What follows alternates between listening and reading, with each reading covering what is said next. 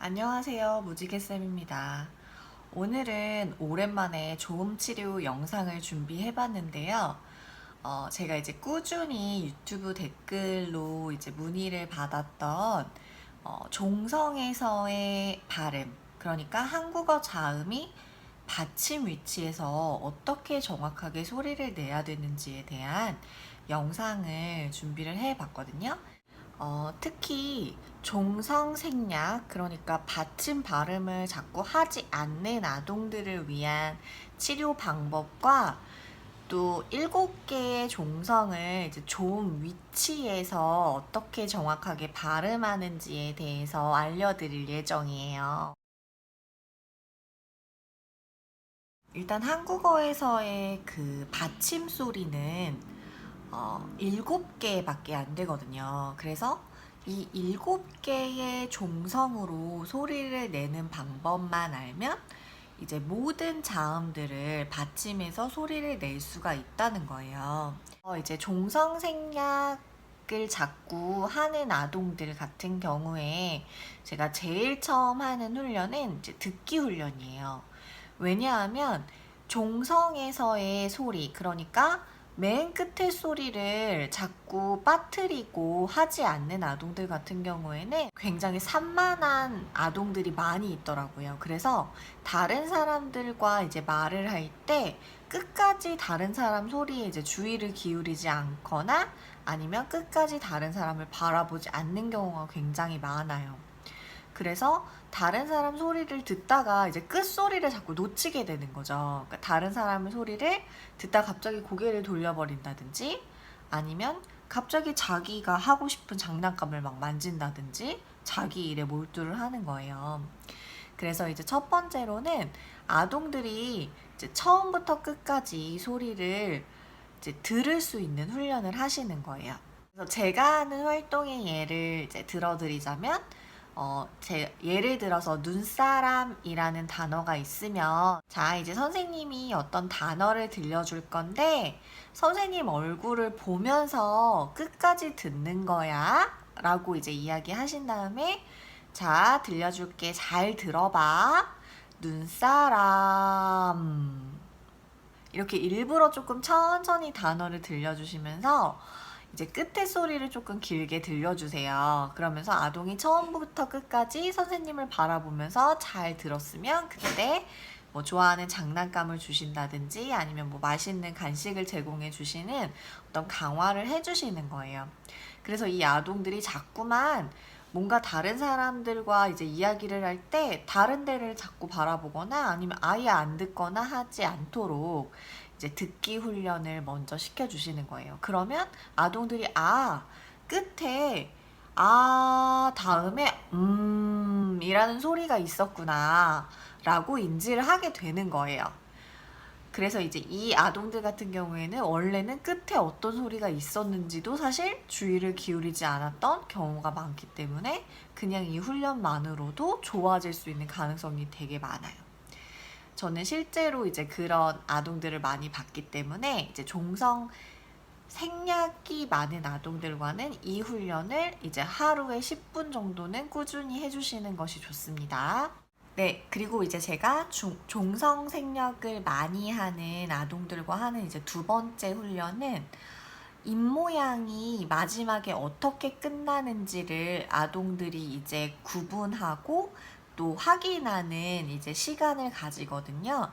그래서 이제 예를 들면 이 종성 생략이 있다는 아동들 같은 경우에는 모음으로 이제 끝나는 경우가 많다 보니까 입이 벌어진 상태에서 끝나는 거예요. 예를 들어서 눈사람 이렇게 입이 다물어진 상태에서 끝나야 되는데 눈사라 하고 입이 벌어진 상태로 이제 끝이 나는 거죠. 그래서 아동들이 이제 입 모양을 읽을 수 있는 작업을 시켜요. 그래서 제가 그 입 모양 확인할 수 있도록 그림 파일은 그 제 유튜브 설명글에 링크로 걸어놨으니까 필요하신 분들은 사용해 보시고요. 저는 이거를 이제 입 모양을 그 종성에 따라서 이제 맞춰가지고 이제 하나씩 오려가지고 사용을 하는데 뭐 조금 더 크게 출력하셔가지고 뭐 입모양 중에서 하나를 이렇게 지적하는 것도 괜찮을 것 같거든요. 네, 그렇게 사용해 보시고, 예를 들어서 밥, 지금 선생님 입모양이 어때? 라고 물어보는 거예요. 그러면 아동이 입술이 다물어진 그 입모양을 확인하고 이제 고를 수 있는지를 이제 확인하는 훈련을 하는 거예요. 소은, 지금 입모양이 어때? 하면서 아동이 또 가리킬 수 있도록. 닭, 선생님 입모양이 어때? 하면서 이제 똑같은 모양을 가르칠 수 있도록 해주시는 거예요. 말, 선생님 입모양이 어때? 이 중에서 어떤 거야? 이렇게 물어보시고 아동이 이제 입모양을 손가락으로 가리킬 수 있도록, 혹은 그림카드를 들어서 선생님한테 확인시켜 줄 수 있도록 이제 이런 훈련을 계속해서 진행을 해주시는 거예요. 그래서 아동들이 일단은 입 모양을 구분하고 이제 끝소리가 어떻게 입 모양이 끝나는지를 확인하는 이제 그런 훈련을 계속해서 병행을 해주시는 거예요. 입 모양을 확인하고 또 소리를 끝까지 듣는 이런 훈련 같은 경우에는 종성 위치에서의 이제 오류가 나타나는 아동들 뿐만이 아니고 이제 모든 자음이나 모음에서 이제 오조음하는 아동들과 함께 하면 좋은 훈련 중에 하나예요. 그래서 선생님들께서 이 훈련은 조금 많이 해주셨으면 좋겠어요.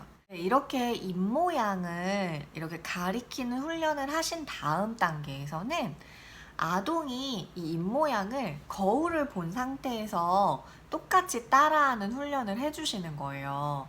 그래서 이제 예를 들어서 그 입모양 그림 카드와 이제 목표하는 단어 카드를 같이 이제 둔 상태에서 이제 예를 들어서 밥이 있으면 이제 거울을 보고 똑같은 입모양을 만들어 보는 거예요. 그래서 밥 하면서 아동이 자기 입모양이 그림에 있는 입모양과 똑같이 끝났는지를 확인할 수 있도록 해주시는 거예요. 그러니까 이 치료 방법을 굉장히 많이 쓰거든요. 종성생략이 나타나는 아동들 같은 경우에.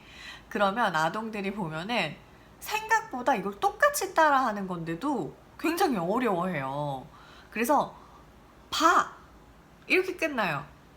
아니면 밭! 이렇게 끝나요. 그러면 지금 이 그림이랑 똑같아? 거울 한번 볼까? 하면 아동이 자기 스스로 여기 이 입모양 그림을 보면서 밭! 이렇게 바꿔요. 그래서 생각보다 이제 아동이 너무 어리지 않은 경우에 제가 생각했을 때는 학령 정기 아동들부터는 이 훈련 방법이 통하거든요. 그래서 이제 기능적 조음 장애 아동들과 함께 이제 많이 활용해 보시면 좋을 것 같아요.